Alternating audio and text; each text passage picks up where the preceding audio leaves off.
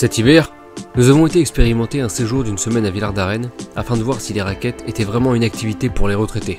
Quelque chose de pas sportif qui demande finalement peu d'efforts physiques. Est-ce que c'est vraiment utile de mettre quelque chose sous ses pieds? Avec des grosses chaussures de rando, ça pourrait faire l'affaire. De mon point de vue, non. Les raquettes m'ont servi à aller dans des endroits où je n'aurais pu aller ni à pied, ni à ski. Donc là, le train de Grenoble est à 7h14, on me prend, et c'est parti. On a pris notre train ce matin à Gare de Lyon à 7h14. On a 2 heures de train pour arriver à Grenoble, 3 heures de train, et ensuite on va devoir prendre le bus pendant 2 heures. Là on vient d'arriver à la gare de Grenoble, après 3 heures de train. On vient de sortir de la gare qui est là, les bus sont là. On a 2 heures de bus pour atteindre Villard-d'Arène.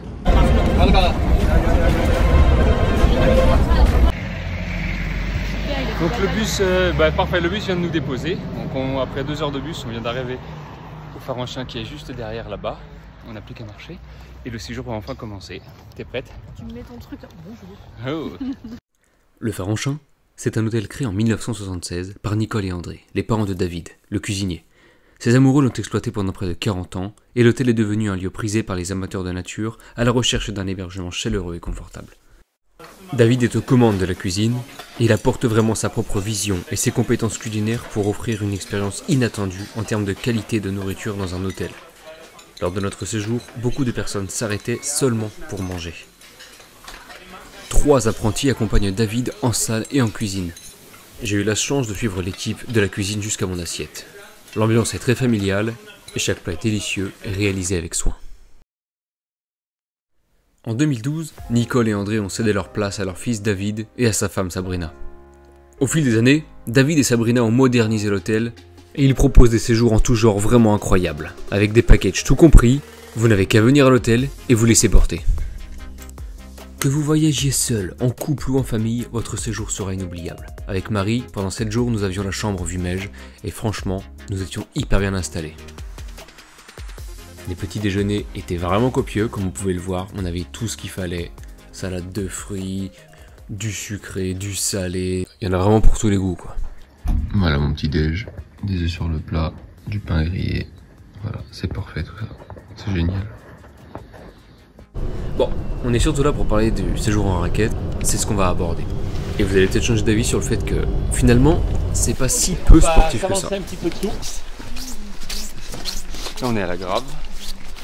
On a fait à peu près 15 minutes. Je commence à avoir mal au bras là, mon appareil est lourd. Bon, ça fait 10 minutes qu'on a commencé, c'est déjà pas mal, on va pas se mentir.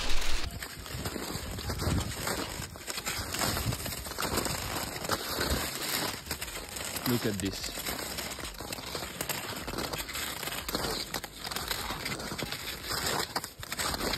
C'est quand même magnifique. Alors évidemment pour le séjour raquette, vous pouvez choisir votre niveau. On a 3 niveaux, niveau 1, niveau 2, niveau 3, qui est le niveau 3 et le plus dur. Et donc le niveau 3 c'est à peu près 5-7 heures de marche par jour avec un dénivelé allant jusqu'à 900 mètres. Il faut savoir que le dénivelé en raquette, 600 mètres de dénivelé en raquette équivaut à 900 mètres de dénivelé en randonnée. D'été, je parle en chaussures. Là on a des sacs à 20-30 litres. Moi j'ai mon gros sac parce que j'ai mon matos photo. Et voilà, Marie qui n'a pas le matos photo, elle a son sac, un sac normal, voilà, avec 20-30 litres qui n'est pas spécialement rempli. De toute façon, vous mettez le pique-nique, la sonde, le DVA et le camelback ou la gourde. Et ensuite, ça suffit quoi. Donc, La zone dite du téléphérique des glaciers de la Meige. Si vous n'y êtes pas monté ou jamais monté, non. Des fois ça vaut le coup de monter à l'arrivée du 2e tronçon pour voir la vue. Le petit resto en haut, c'est-à-dire qu'ils préparent réellement, ils ont des vrais cuistots. Donc ça c'est pas un mal. c'est trop beau, toujours aussi beau. Voilà. On arrive à un certain sommet, on a fait un peu plus d'1 km 500. On est parti de là-bas, hein. Le village que vous voyez là-bas, Villard-d'Arène. Et on passe par des endroits plutôt sympathiques. Là ça fait 2h54 qu'on marche. Ça se passe bien. On va s'arrêter manger. À ce moment-là, on fait notre pause pique-nique qui est entièrement préparée par David, et j'en ai aussi profité pour faire des plans en drone.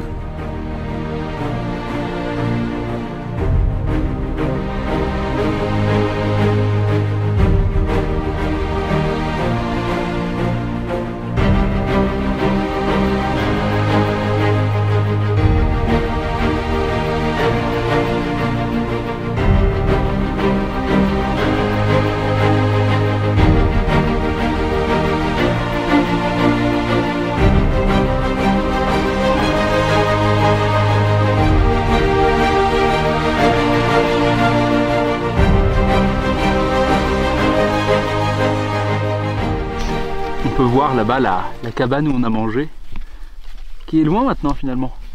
Donc voilà, on est parti de cette cabane, on a remonté tout ça, et là on redescend. Voilà. Et ensuite, on redescend en direction là-bas. Et ça va bientôt être la fin de la journée. Et c'est déjà pas mal franchement, ça fait 5 heures qu'on y est. On est bien. Donc à ce moment-là, Marie n'est pas tombée, mais elle pratique une discipline qu'on a appelée le culling. Le culling, c'est descendre sur le cul tout simplement. Mais elle voit que ça fonctionnait plus, donc elle s'est relevée.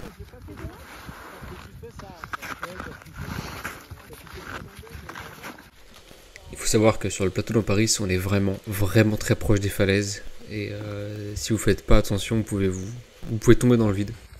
Vraiment, c'est hyper important de bien placer la jambe comme ça là. Ouais.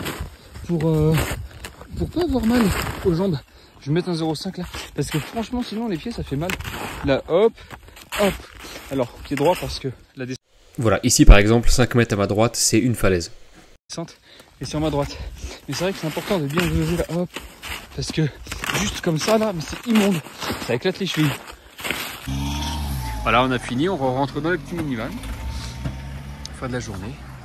On a marché 7h20 et ça fait bien quand ça s'arrête. Hop là. Donc avec l'application Relive, j'ai pu effectuer le tracé de notre randonnée.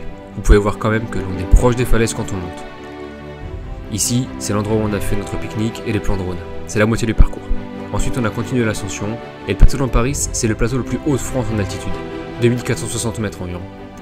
Finalement, pour un premier jour, on a réalisé cette randonnée en 6h56 minutes, elle faisait à peu près 7,5 km, avec un dénivelé positif de 700 mètres. Voilà, c'est déjà la fin de cette vidéo. N'hésitez pas à me dire ce que vous en avez pensé. Ça a été tourné avec du bon matos, mais le montage a été fait avec du matos un peu plus vieux. Mon Mac il date de 2017 et il a du mal à faire des grosses vidéos. Donc c'est pour ça que j'ai fait une première partie.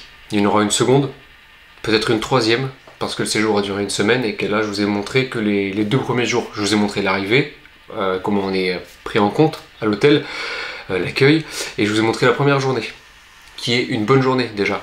Comme vous voyez, on a pu faire 700 mètres de dénivelé, pratiquement 6h30 de marche, donc je vous garantis que c'est pas un sport de retraité, ou alors de retraité sportif. En attendant, n'hésitez pas à aller voir sur mon Instagram, Luigi Gonzalez, les photos que je fais, parce qu'à la base je fais plus de la photo, c'est la première fois que je fais de la vidéo, vraiment, donc c'est un défi super sympa qui m'a été lancé par Sabrina et David. J'ai adoré faire ça, faut encore que je trouve ma façon de faire, que je trouve mon identité, sur la voix off, sur ma façon de parler, de m'exprimer, face cam aussi, j'ai pas du tout l'habitude, ça va venir, j'espère avoir d'autres projets par la suite, donc voilà, n'hésitez pas à me dire dans les commentaires ce que je peux améliorer, ce qui vous a plu, ce qui vous a moins plu, ce que vous trouvez moins professionnel, moins propre, je suis ouvert à toutes les critiques, voilà, allez, en attendant, portez-vous bien et je vous dis à bientôt.